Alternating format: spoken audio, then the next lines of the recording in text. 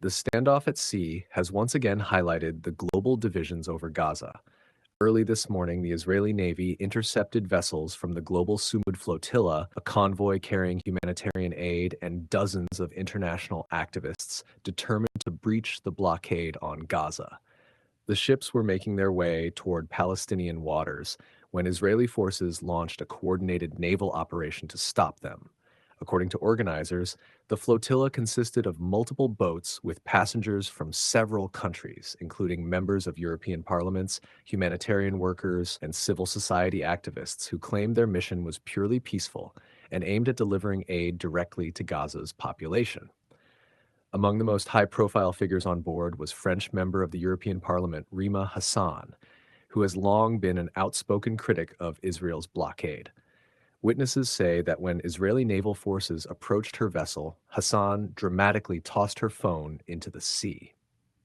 Supporters have interpreted that move as an act of defiance, suggesting she wanted to prevent Israeli authorities from seizing her device and accessing sensitive contacts or communications related to the mission. Videos circulated on social media show her standing on deck, raising her hand with the phone before throwing it into the Mediterranean as soldiers drew closer. Other passengers on the flotilla included Greek captain Nikos Maziotis, who has previously attempted similar missions, as well as international activists who traveled from Europe, North America, and the Middle East.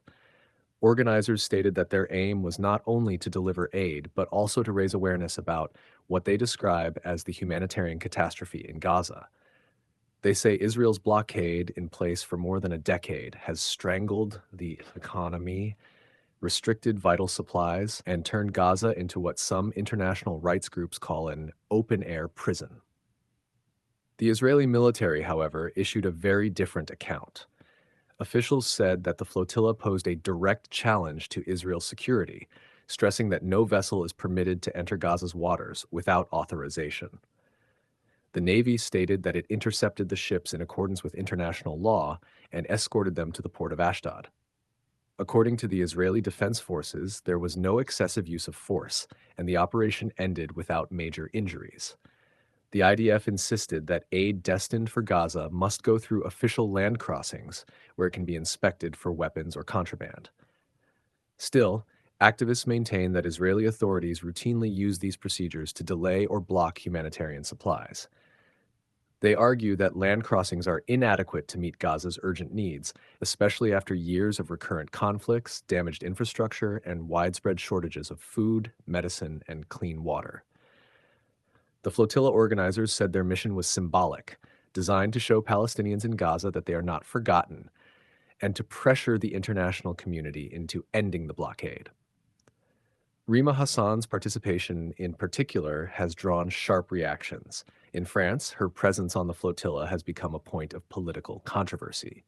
Supporters in the European Parliament have praised her courage, saying that she represents the democratic values of free speech and humanitarian solidarity. But critics, including pro-Israel lawmakers, have accused her of reckless behavior, alleging that her involvement with the flotilla undermines diplomatic efforts and could inflame regional tensions. Hassan herself has not yet issued a statement since being taken into Israeli custody, but aides say she remains committed to bringing international attention to Gaza's plight.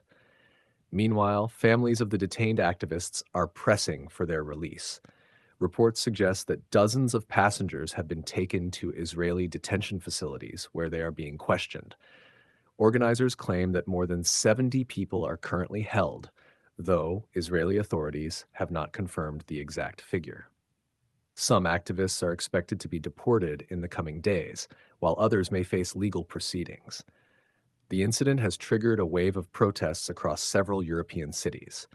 Demonstrators in Paris, Athens, and Madrid gathered outside Israeli embassies, demanding the immediate release of those detained and the lifting of the blockade on Gaza.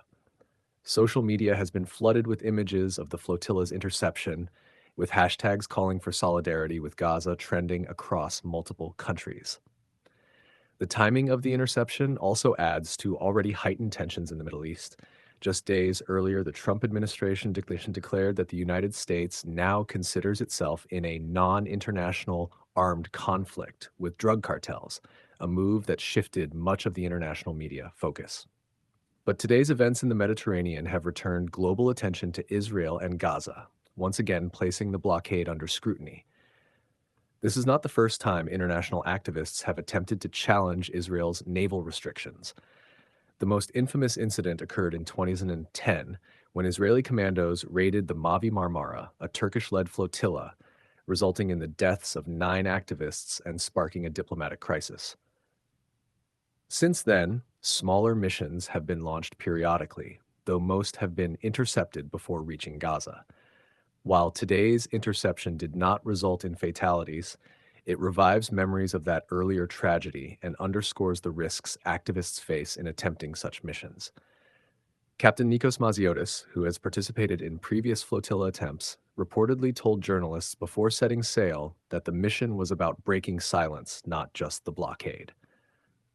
He argued that the international community has failed to act decisively to end what he called collective punishment of Gaza's civilian population. His detention, alongside other European activists, could place further strain on Israel's relations with EU member states. For Palestinians in Gaza, news of the interception was met with both frustration and gratitude. Many expressed disappointment that the aid did not arrive, but others said they were moved by the international solidarity shown by activists willing to risk arrest. Local civil society groups praised Rima Hassan and other passengers for bringing attention to Gaza at a time when humanitarian needs are particularly severe. Human rights organizations have quickly weighed in as well. Amnesty International released a statement urging Israel to respect the rights of detainees and to reconsider its blockade policy, calling it a violation of international humanitarian law. The organization argued that blocking civilian aid missions contributes to Gaza's worsening humanitarian crisis and undermines prospects for peace. In Israel, however, officials remain resolute. Government spokespeople emphasize that Hamas, which governs Gaza, has exploited past aid deliveries to smuggle weapons and materials used to construct tunnels and rockets. They say the blockade is a matter of national survival and will remain in place as long as Hamas maintains its militant activities.